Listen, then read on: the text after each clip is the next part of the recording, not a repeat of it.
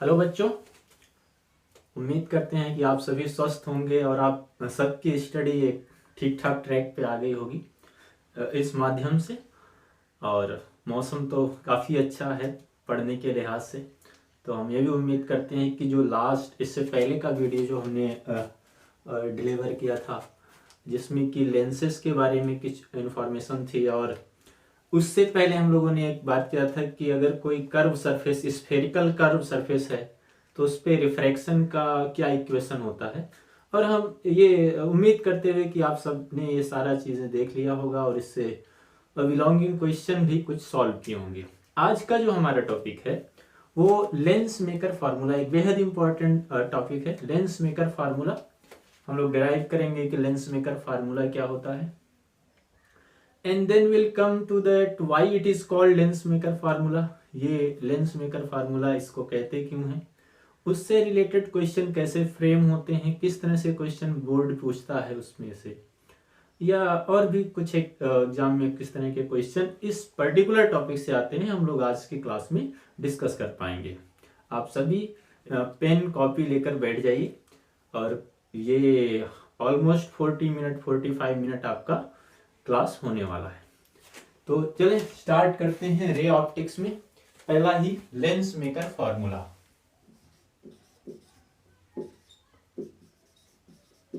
Lens maker formula, कोई एक lens लेके चलते हैं हम लोग। जो भी लेंस के टाइप्स हमने सीखे थे, बेसिकली दो तरह का क्लासिफिकेशन था और हर एक में तीन तीन था। जैसे कॉन्वेक्स लेंस में double convex, plano convex, कॉनकेवो convex, इस तरह की चीजें थी। तो एक कोई हम लोग लेके चलते हैं और उस पर इक्वेशन करते हैं। हम सपोज लेते हैं कि डबल कॉन्वेक्स लेंस लेते हैं। सपोज हमारे पास एक डबल कॉन्वेक्स लेंस है,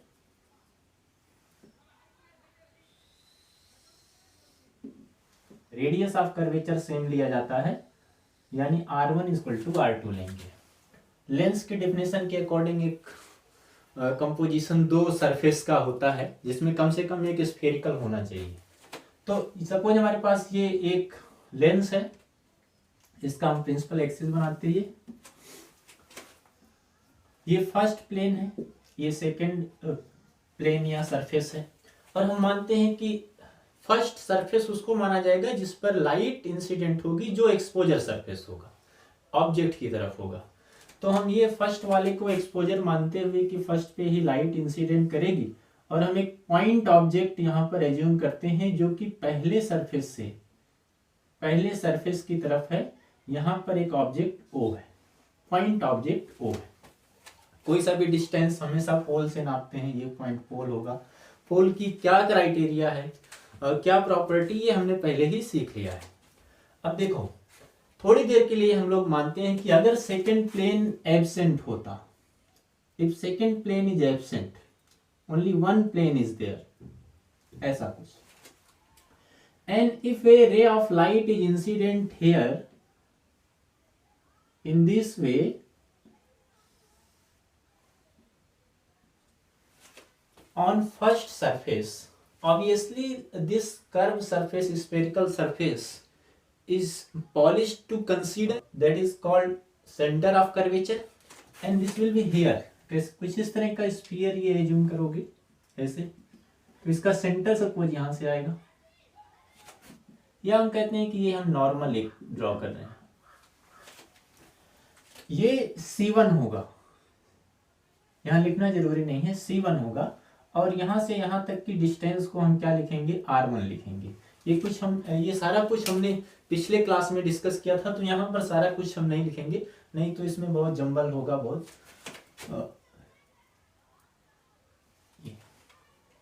तो एक रे ऑफ लाइट यहाँ इस प्लेन पर इंसिडेंट हुई, ऑफकोर्स रिफ्रैक्शन होगा, और रिफ्रैक्शन के बाद लाइट, क्योंकि ये डेंसर मीडियम है, हम मानते हैं लेंस का रिफ्रैक्टिव इंडेक्स n है, और यहाँ एयर है, और यहाँ भी क्या है, एयर है। ये सिचुएशन है।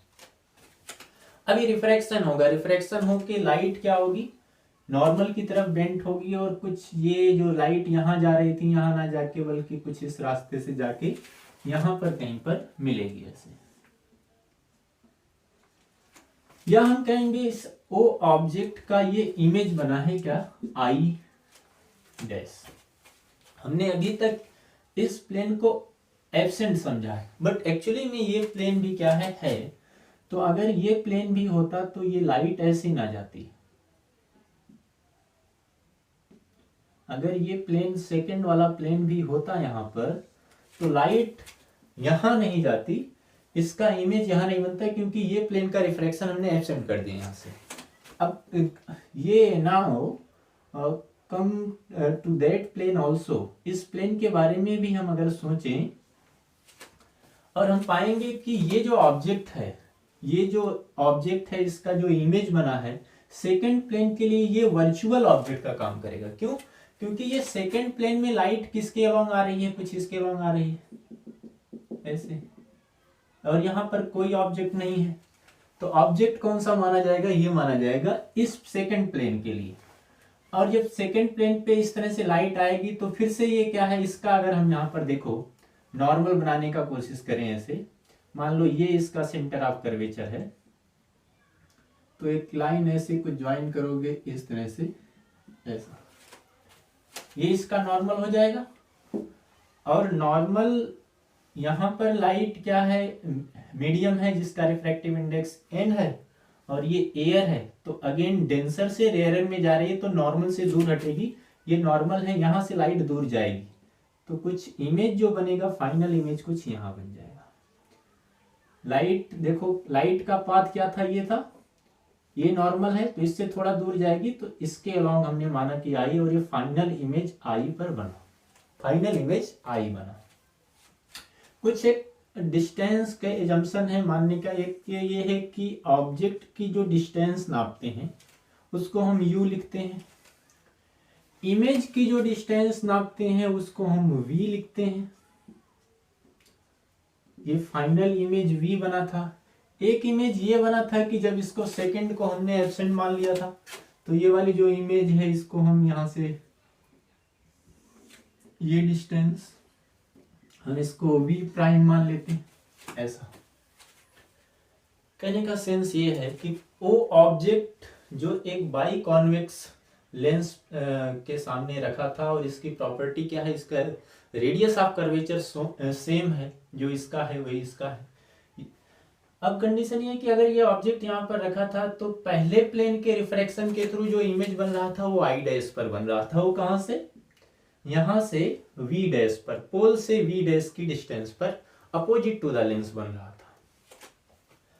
लेकिन सेकंड प्लेन भी है, और ये जो इमेज बना है ये सेकंड प्लेन के लिए वर्चुअल ऑब्जेक्ट का काम कर रहा है, तो फाइनल इमेज कहां पर बना है, आई पर बना है, जो कि पोल से वी डिस्टेंस पर है। ये सारा इतना ही इसमें रिफ्रैक्शन हुआ है। ये प्लेन और फर्स्ट प्लेन और सेकंड प्लेन दोनों स्फेरिकल सरफेस है, और स्फेरिकल सरफेस से रिफ्रैक्शन का जो इक्वेशन है वो हमने पहले ही सीखा है। तो हम दोनों प्लेन के लिए अलग अलग रिफ्रैक्शन का इक्वेशन लिखते हैं। हम कहते हैं कि let a biconvex lens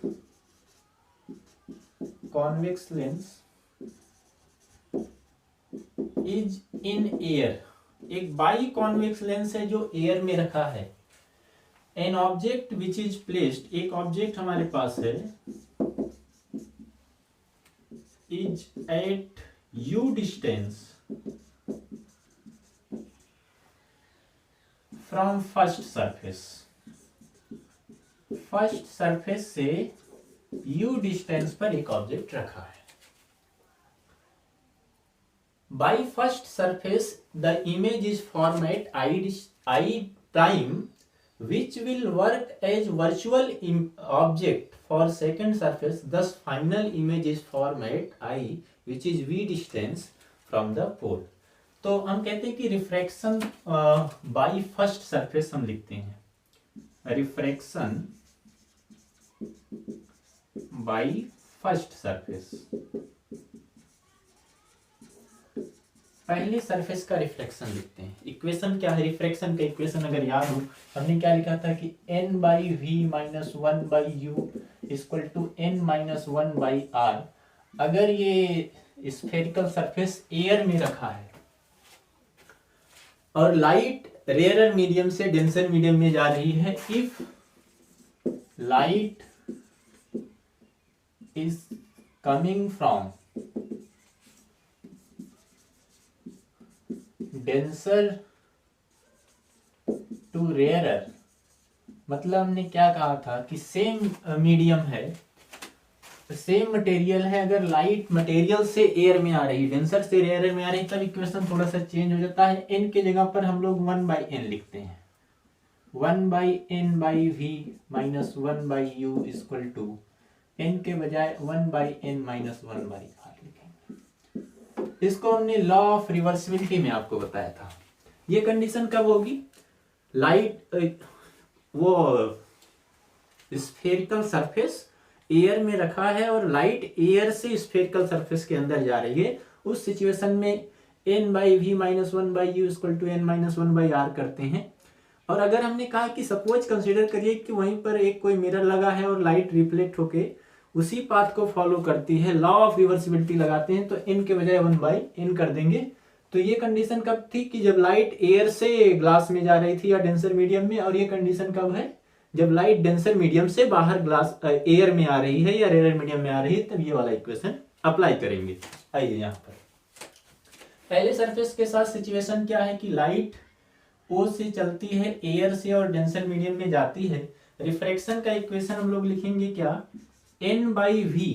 तो v क्या बन रहा है? ये पहला सरफेस इमेज क्या कहां पर बना रहा है? v डैश पर, n/v dash minus 1/u, u क्या है? ये minus 1/u equal to n minus 1/r, n minus 1/r।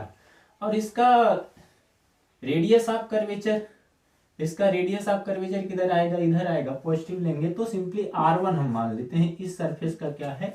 r1 है, ठीक, इस सरफेस का r1 है।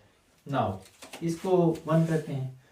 अब ये जो इमेज आई डैश पर बना था, ये इसके लिए वर्चुअल ऑब्जेक्ट का काम कर रहा है, तो कहते हैं refraction through second surface, refraction through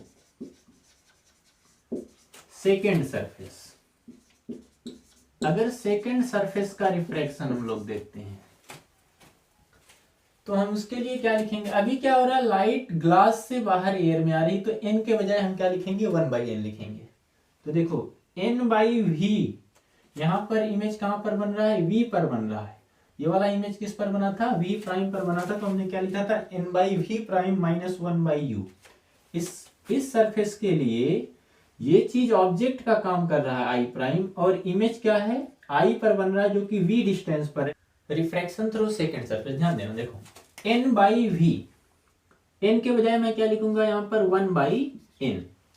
और v के बजाय क्या होगा? यहाँ पर इमेज कहां पर बन रहा है? आई पर बन रहा है, तो डिस्टेंस कितनी है? v है, माइनस 1/u। यहाँ पर ऑब्जेक्ट की डिस्टेंस, ये वर्चुअल ऑब्जेक्ट है किसके लिए? इस प्लेन के लिए, और वो कितनी डिस्टेंस पर है? v प्राइम पर, तो v 1/v prime equal to n minus 1/r। n के बजाय यहाँ पर क्या हमें ये लिखना है? 1/n माइनस 1/r के बजाय क्या लिखेंगे? r2, क्योंकि सेकंड सरफेस की बात हम कर रहे हैं। क्लियर? कोई साइन कन्वेंशन नहीं लगाना है। जब भी प्रॉब्लम सॉल्व करेंगे तो उसमें साइन कन्वेंशन का ध्यान रखेंगे। इसको थोड़ा सा सिंप्लीफाई करते हैं। 1/n into v minus 1/v prime equal to 1 minus n upon n into r2। Clear? n से मल्टीप्लाई कर देते हैं, तो n से मल्टीप्लाई करेंगे तो हो जाएगा कितना? 1/v minus n/v prime equal to 1 minus n/r2, 1r2। ये इक्वेशन 1 हो गया, ये इक्वेशन 2 हो गया। पहला सरफेस का equation n/v minus 1/u equal to n minus 1/r1, और ये सेकंड हो। दोनों को ऐड कर देते हैं, एडिंग 1 एंड 2। यहाँ पर 1 एंड 2, ध्यान से। n/v डैश प्लस है, माइनस n/v डैश है, दोनों कैंसिल हो जाएगा। बचेगा क्या? 1/v पॉजिटिव है, 1/u निगेटिव है, तो देखो इस लेफ्ट हैंड साइड में क्या बचेगा? 1/v minus 1/u। ये वाला कैंसिल हो गया टर्म। n माइनस वन यहाँ भी है, और अगर यहाँ माइनस से मल्टीप्लाई कर देंगे तो यहाँ भी क्या हो जाएगा, n माइनस वन हो जाएगा। तो n माइनस वन कॉमन कर लेते हैं, इंटू 1/r1, वहां माइनस से मल्टीप्लाई करोगे तो ये n माइनस वन हो गया, तो यहाँ पर माइनस रहेगा, 1/r1 माइनस 1/r2।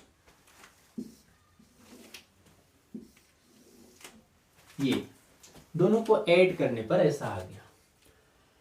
और जो अब तक हमने लेंस में इमेज फॉर्मेशन, हालांकि अभी हमने नहीं पढ़ा है, एक चीज याद होगा 10th के हिसाब से, आपको 10 में सीखा होगा कि अगर किसी कॉन्वेक्स लेंस में, कोई बाई कॉन्वेक्स लेंस में अगर ऑब्जेक्ट इन्फिनिटी पर हुआ तो इमेज उसके फोकस पे बनता है।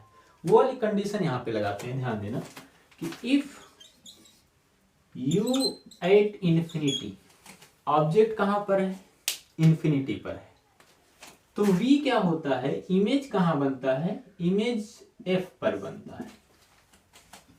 अगर इसमें ऐसा ये सिचुएशन अप्लाई कर दिया हमने, तो इमेज कहां पर बनेगा, f पर बनेगा, -1 ऑब्जेक्ट कहां ले गए, इन्फिनिटी पर ले गए, equal to n minus one into 1/r1 minus 1/r2। 1/इन्फिनिटी 0 होता है, हमारे पास मिल जाएगा 1/f equal to n minus one into 1/r1 minus 1/r2। ये this which is called lens maker formula.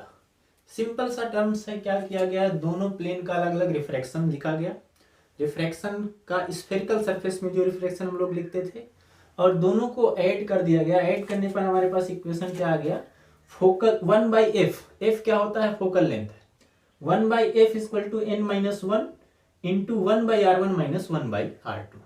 Situation ये है कि ये वाला लेंस जो है वो एयर में रखा है और इस लेंस का रिफ्रैक्टिव इंडेक्स n है। इस सिचुएशन के लिए ये इक्वेशन आ गया। अब देखो f किन किन फैक्टर पर डिपेंड करता है, एक तो रेडियस ऑफ कर्वेचर पर डिपेंड करता है, रेडियस ऑफ कर्वेचर जितना बड़ा होगा फोकल लेंथ उतनी ज्यादा होगी। दूसरा किस पर डिपेंड कर रहा है, n पर। n क्या है, रिफ्रैक्टिव इंडेक्स, और ये रिफ्रैक्टिव इंडेक्स लिखते कैसे हैं, इसका refractive index of second medium with respect to first medium. तो कहीं ना कहीं मीडियम के रिफ्रैक्टिव इंडेक्स और उस मटेरियल पर जो रिफ्रैक्शन जिसके थ्रू हो रहा है, दोनों के रिफ्रैक्टिव इंडेक्स पे इसकी फोकल लेंथ डिपेंड करती है। क्वेश्चन भी यहीं से फ्रेम किया जाता है। मैं इधर वाला रफ करूंगा और एक दूसरी सिचुएशन पे इसको हम लोग करते हैं, देखें ध्यान में। ये कब आता है, 1/f equal to n minus one into 1/r1 minus 1/r2, जब लेंस को एयर में रखा गया। सिचुएशन ये है कि अगर इस लेंस को पानी में डाल दिया जाए, तो लेंस की मैन्युफैक्चरिंग में कोई चेंज नहीं कर रहे, रेडियस ऑफ कर्वेचर नहीं कम कर रहे हैं, तब उसकी फोकल लेंथ पर क्या इफेक्ट पड़ेगा, ध्यान दो। If lens is emerge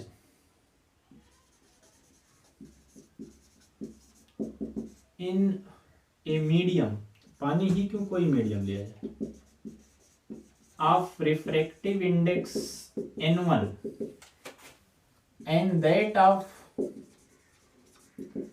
refractive index of lens bn2।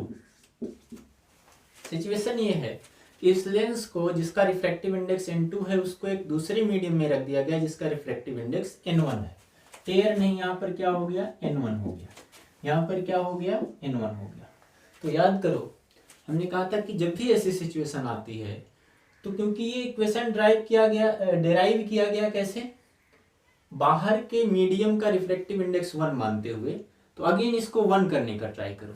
अगर इसको हम n1 से डिवाइड कर दिए तो ये 1 हो जाएगा। तो इस n2 जिसका रिफ्रैक्टिव इंडेक्स ये था, जिसका यहाँ पर n2 था, इसको भी n1 से डिवाइड करना होगा। तो n के बजाय क्या आ जाएगा हमारे पास, n2/n1 रख देना है, और यहाँ तो 1 हो ही गया है। बात समझ में आ रही है। हमने क्या कहा था, हमने कहा था कि जब ये एयर में निकालते हैं तो इसका रिफ्रैक्टिव इंडेक्स n मान के और यहाँ का 1 मान के चलते हैं। सपोज सिचुएशन अलग हो गई कि ये इसका रिफ्रैक्टिव इंडेक्स n2 है और बाहर जो रिफ्रैक्टिव इंडेक्स 1 माने थे वो 1 नहीं है, कुछ रिफ्रैक्टिव इंडेक्स n1 है, तो हमने कहा फिर से इसको 1 लेके आओ। तो क्या किया गया, इसको n1 से डिवाइड कर दिया गया, ये 1 आ गया। अब अगर यहाँ डिवाइड किया हो तो यहाँ भी करना होगा, तो n के बजाय क्या आ जाएगा, n2/n1 आ जाएगा। वहीं पर n की जगह पर n2/n1 रख देना, बाकी कोई चेंज नहीं करना है। इस सिचुएशन में फोकल लेंथ देखो क्या हो जाएगा, 1/f इक्वल टू n की जगह पर क्या रख देंगे, n2/n1 minus 1 into 1/r1 minus 1/r2, यानी 1/f इक्वल टू हो जाएगा n2 minus n1/n1 into 1/r1 minus 1/r2। ये कब के लिए है, जब इसके लिए है। ये कब के लिए है, when a lens of refractive index of material is placed in air, if refractive index of medium n1 in which a lens, जिसमें एक लेंस रखा है, of refractive index of medium of material n2, तब के लिए equation क्या हो जाएगा, ये हो जाएगा 1/f equal to n2 minus n1/n1 into 1/r1 minus 1/r2। ठीक, अब इसको लेंस मेकर फार्मूला क्यों कहते हैं, ये वाला यहां से रफ करेंगे, मेकर फार्मूला क्यों कहते हैं ये। जैसे एक प्लेनो कॉन्वेक्स लेंस है, suppose plano convex lens,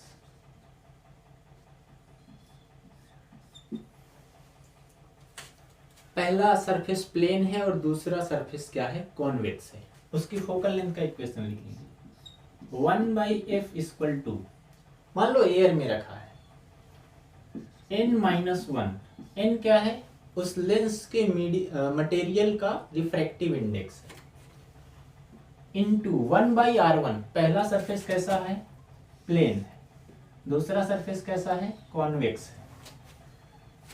1/r1, r1 कैसा है, ये इसका रेडियस ऑफ कर्वेचर प्लेन का इन्फिनिटी होता है, माइनस 1/r2, r2 कैसे होगा, ये देखोगे ऐसे होगा, कुछ स्फीयर इस तरह से बनेगा, तो मान लो ये सेंटर ऑफ कर्वेचर है, तो ये डिस्टेंस होगी r2। लाइट ऐसे पड़ रही है, डिस्टेंस यहां से मेजर कर रहे हैं, तो r2 कैसा आ जाएगा, निगेटिव आ जाएगा, यही चीज ध्यान में रखना है, माइनस r2। और यहां से 1/f इक्वल टू मिल जाएगा n-1, 1/∞ 0 होता है, ये पॉजिटिव हो जाएगा, इंटू 1/r2। ऑब्वियसली ये पॉजिटिव आएगा। कॉन्वेक्स लेंस की फोकल लेंथ भी क्या होती है, पॉजिटिव होती है। एक स्टेप और आगे चलते हैं, कॉनकेव लेंस की बात करते हैं। कॉनकेव लेंस,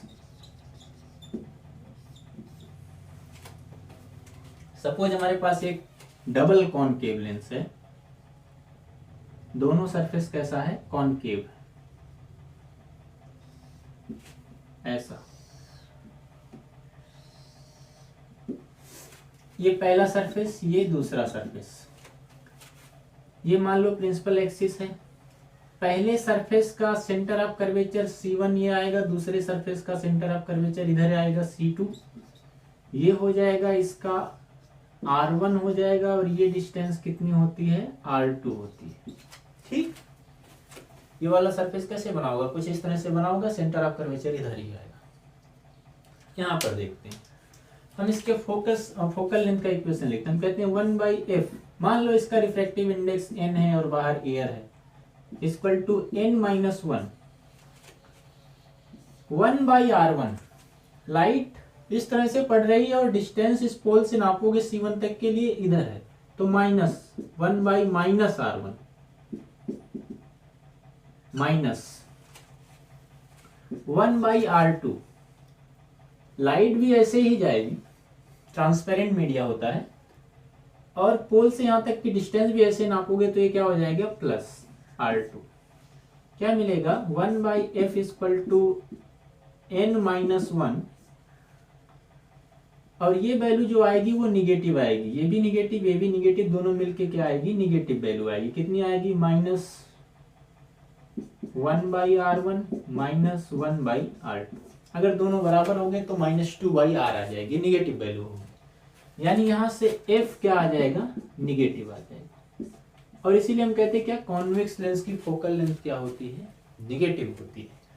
तो पहला रीजन ये है कि अगर कोई लेंस बनाना है तो उसका मेन क्राइटेरिया उसकी फोकल लेंथ होती है, और फोकल लेंथ किन फैक्टर पर डिपेंड करती है, एक तो रिफ्रैक्टिव इंडेक्स पर और दूसरा किस पर रेडियस ऑफ कर्वेचर पर। Behalf of radius of curvature lens को क्लासिफाई किया गया। अगर निगेटिव आता है तो हम क्या बोलते हैं ये कॉनकेव लेंस है। पॉजिटिव डबल कॉन्वेक्स लेंस में पॉजिटिव आएगा, देख सकते हो। अगर हम डबल कॉन्वेक्स लेंस की बात करें, ये डबल कॉन्वेक्स लेंस है, ये पहला सरफेस ये दूसरा सरफेस, इसका रेडियस ऑफ कर्व, इसका सेंटर ऑफ कर्वेचर कहाँ आएगा इधर आएगा C1, ऐसे स्फीयर बनेगा इसका। इस सेकंड सरफेस का स्फीयर कैसे बनेगा, ऐसे आएगा, ये C2 इधर आएगा। ये वाली डिस्टेंस जो होगी पोल से लेकर C1 तक की डिस्टेंस R1, पोल से लेकर C2 तक की डिस्टेंस R2, और फोकल लेंथ का इक्वेशन लिखो 1/F इक्वल टू, मान लो एयर में रखा है, इसका रिफ्रैक्टिव इंडेक्स n है, n-1 इंटू 1/R1। R1 क्या है पॉजिटिव होगा क्योंकि पोल से इधर ही नापेंगे और लाइट रे ऑफ लाइट भी इधर ही जाएगी, तो 1/R1 पॉजिटिव होगा, माइनस 1/R2। लाइट ऐसे जा रही है, पोल से R2 नापोगे, P से C2 की डिस्टेंस इधर आएगी निगेटिव, -1/R2, और ये वैल्यू आ जाएगी n-1 into 1/R1, minus minus plus हो जाएगा, प्लस 1/R2, यानी F पॉजिटिव आ जाएगा। और हम जानते हैं कॉन्वेक्स लेंस की फोकल लेंथ क्या होती है पॉजिटिव होती है। This is why it is called lens maker formula. Question कैसे आता है देखो, इसको रफ करेंगे।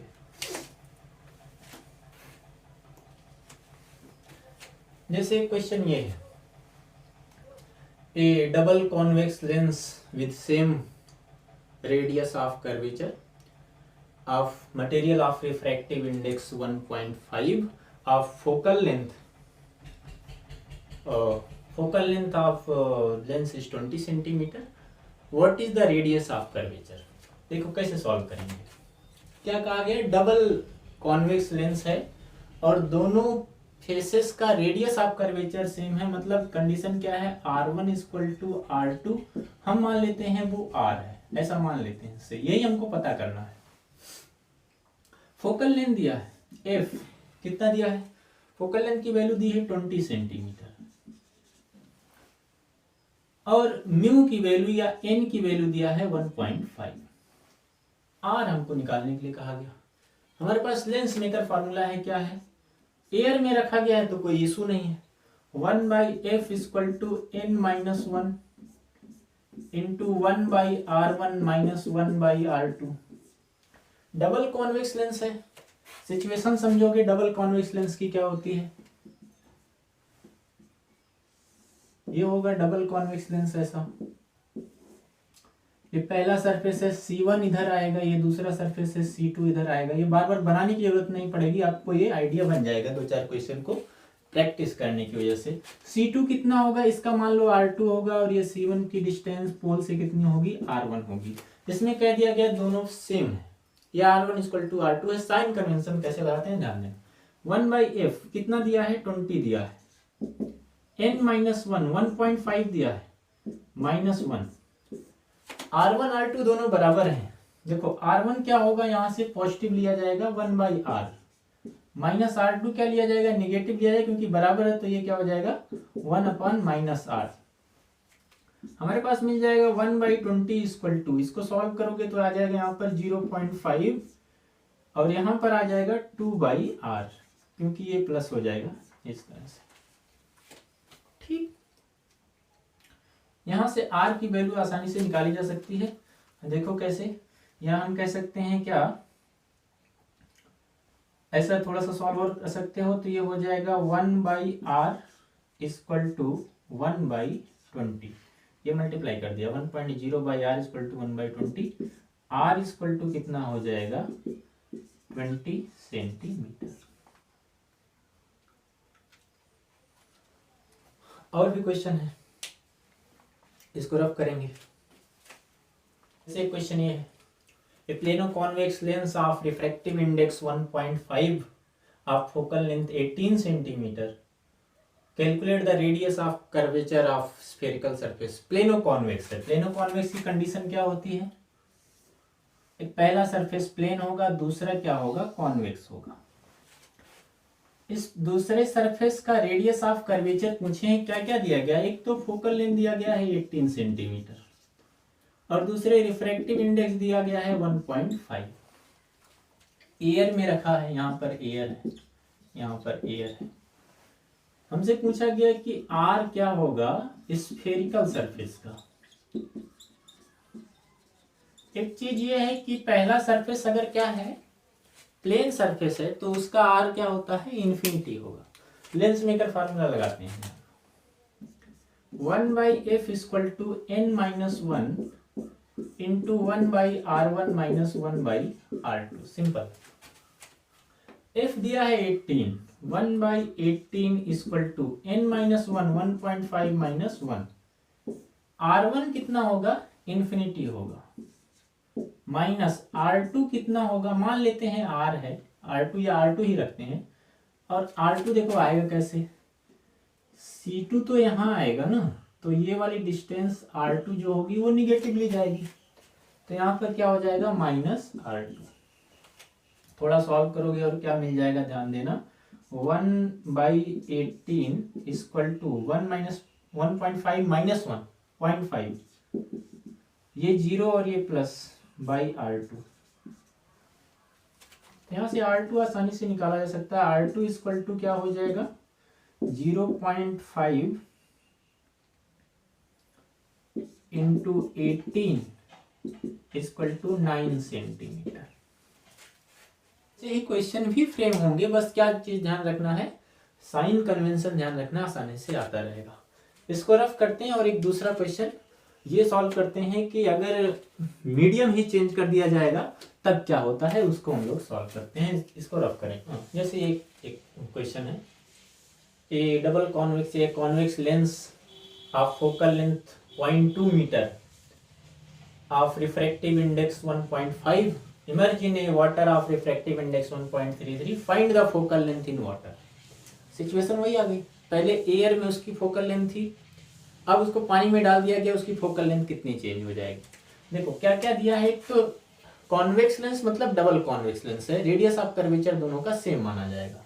उसकी फोकल लेंथ दिया है, एफ दिया है कितनी 0.2 मीटर दिया है, ठीक। रिफ्रैक्टिव इंडेक्स दिया है म्यू या एन फॉर ग्लास जिस मीडियम का बना है 1.5 दिया है, और म्यू ऑफ वाटर जिस मीडियम में उसको रख दे रहे हैं बाद में उसका रिफ्रैक्टिव इंडेक्स 1.33 दिया है। अब इसका रिफ्रैक्टिव इंडेक्स कितना होगा, मान लो पहली बार refractive index F in air है और ये हो जाएगा एफ इन वाटर हो जाएगा, मान लो ये हमसे पूछा जा रहा है। हमने कहा था कि जब कभी भी ये सिचुएशन आएगी तो ये वाला इक्वेशन लगेगा 1/f equal to n2 minus n1/n1 equal to into 1/r1 minus 1/r2, या एयर में एक बार निकालो एक बार वाटर में निकालो और ये अप्लाई कर दो, जो समझ में वो कर सकते हो, दोनों में से एक। तो हम ये वाला लगाते हैं क्योंकि हमने इक्वेशन अभी ड्राइव किया है। हमारे पास इक्वेशन क्या है कि जब एक मीडियम से दूसरे मीडियम में जाते हैं तब ये वाला हो जाता है। पहले का इक्वेशन क्या था कि 1/f इक्वल टू, एफ किस में था एयर में था, ठीक, इक्वल टू n-1, n-1 क्या है 1.5 minus 1 into 1/r1 minus 1/r2, double convex lens है और वो कितना आ जाएगा, दोनों पॉजिटिव होगा तो हम ऐसे लिख दे रहे हैं, एक बार लिख दे रहे हैं 1/r1 माइनस 1/r2। इसमें कुछ करने की जरूरत नहीं क्योंकि ये तो चेंज नहीं होगा, ये कब है? जब एयर में रखा गया है।